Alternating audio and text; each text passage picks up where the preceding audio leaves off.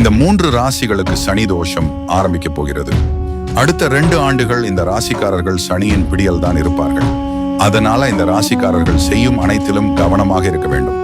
இதுல உங்கள் ராசியும் இருந்தால் மறக்காமல் கமெண்டில் ஓம் சனீஸ்வரர் போற்றி என்று சொல்லவும்.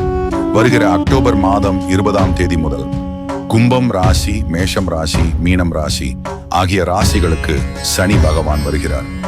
இந்த ஆண்டு சனியின் முழு பார்வை இந்த 3 ராசிகள் மீது ஆரம்பித்து விட்டது. இவர்களுக்கு சனியால் நன்மைகள் என்று பார்த்தால் அது 25 முதல் 30% வரை இருக்கும். மீதமுள்ள அனைத்திலும் சனியால் கஷ்டங்களை தான் பார்ப்பீர்கள். கடகம் ராசி, சிம்மம் ராசி, விருச்சிகம் ராசி இந்த 3 ராசிகளும் அடுத்த 2 ஆண்டுகளில் சனியின் பிடியில் தான் இருப்பீர்கள். முதலில் ஒன்று தெரிந்து கொள்ளுங்கள், சனி பகவான் உங்கள் ராசிக்குள் வருகிறார் என்றாலே கெட்டதுதான், நல்லதே நடக்காது என்று எல்லாம் இல்லை. சனி முதலில் உங்கள் வாழ்வில் வருவதே உங்களுக்கு நல்லது சொல்லிக் கொடுப்பதற்கு தான். ஒரு முறை சனி உங்கள் வாழ்வில் வந்துவிட்டால் நீங்கள் வாழ்க்கையில் எந்த ஒரு தவறும் செய்யாமல் அனைத்தும் கற்றுக்கொண்டு வாழ்வீர்கள். சனீஸ்வரர் ஒரு நீதிமான். அவருக்கு உண்மையாய் உழைக்க வேண்டும், நீதி தவறாமல் இருக்க வேண்டும்.